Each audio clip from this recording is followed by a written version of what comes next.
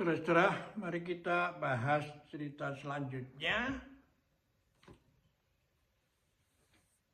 tentang konsep manajemen ya.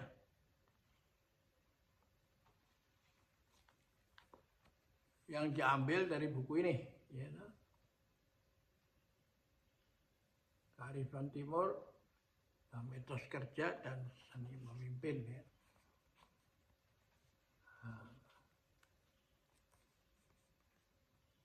Konsep pintar itu dimulai dengan kuping, ya, kuping, ya. Lalu mata, mulut masuk ke dalam hati. Nah, berikutnya adalah matahari dan rembulan, ya. Jadi pada waktu saya masuk perguruan tinggi dan mempelajari manajemen,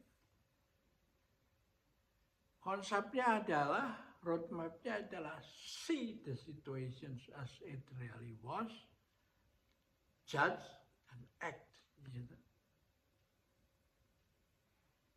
Nah, baru setelah saya mempelajari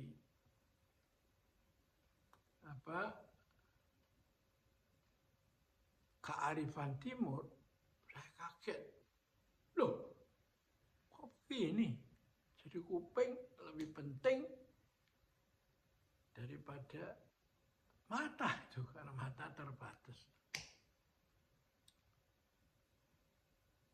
Nah, contohnya ya pandangan kita ke depan itu bisa jarak pandangnya juga terbatas, apalagi kalau tertutup tirai-tirai atau tembok atau pepohonan, ya see the situation-nya kita nggak bisa luas kan, bandingkan dengan kuping itu. Kuping ketika malam hening, tengah malam, seringkali kan kita mendengar suara kapal terbang yang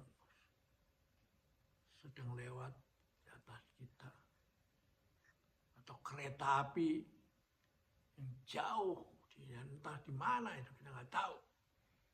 Apakah di depan, di kiri, kanan, nggak tahu, tapi suaranya dengar itu. Nah, karena itu memang konsep manajemen ya beda antara see the situation as it really was dan hear the situation as it really was. Hear lebih luas itu. Ketika kita mendengar, itu dianggap mendengar seperti burung berkicau, klakson mobil, atau lonceng berbunyi, itu tidak diperhitungkan. Tapi ketika kita mendengarkan sesuatu secara sungguh-sungguh, maka itu dianggap lebih tinggi dari mendengar. Tapi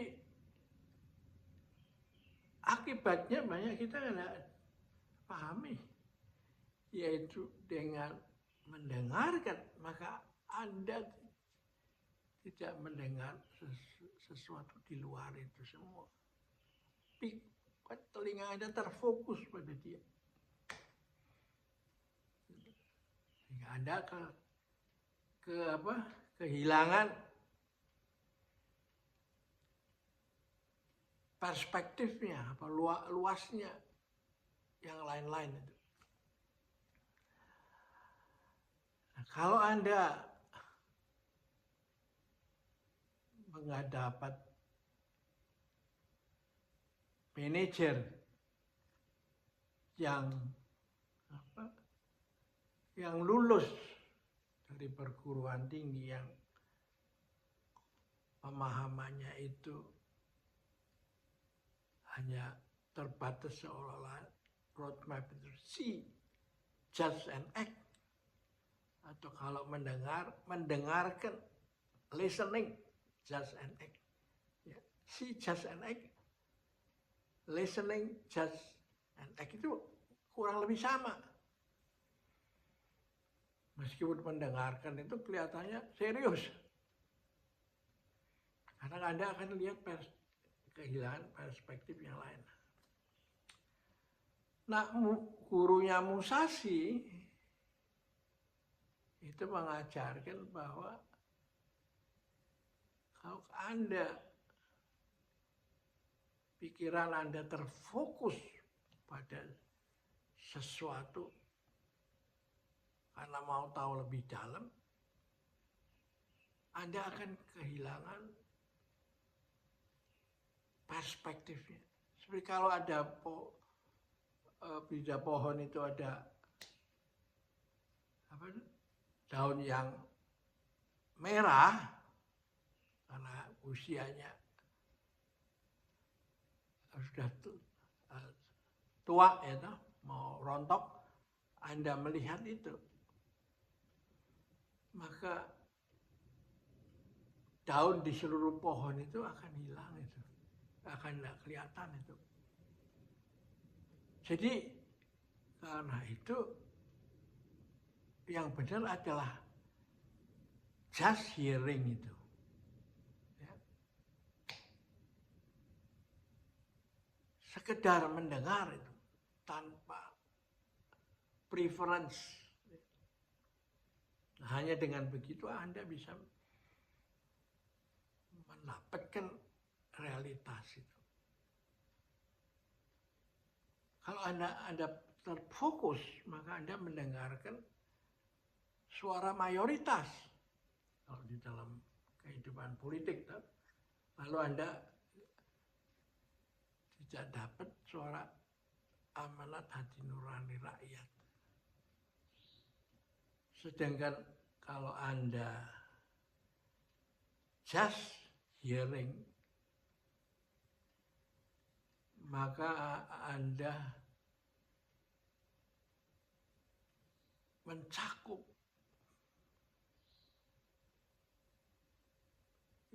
suara seluruh rakyat dan suara partai tertentu yang Anda menjadi anggota, atau yang anggotanya paling banyak, mayoritas. Sehingga akhirnya yang terjadi adalah masyarakat yang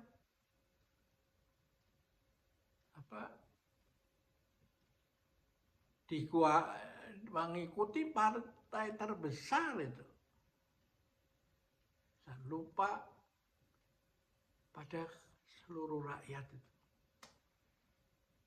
Karena itulah kalau Anda mau baik manajemen maupun menjadi pejabat publik, ya, maka tidak bisa enggak Anda harus belajar kearifan timur, ya, yang lebih lama pengalamannya dalam hal-hal yang begini. Ketika Buddha ditanya apa itu realitas itu, dia memetik beberapa daun dan mengatakan, kalau Anda konsentrasi pada daun yang ada di tangan saya, maka saya kehilangan seluruh hutan itu. Ya. Jadi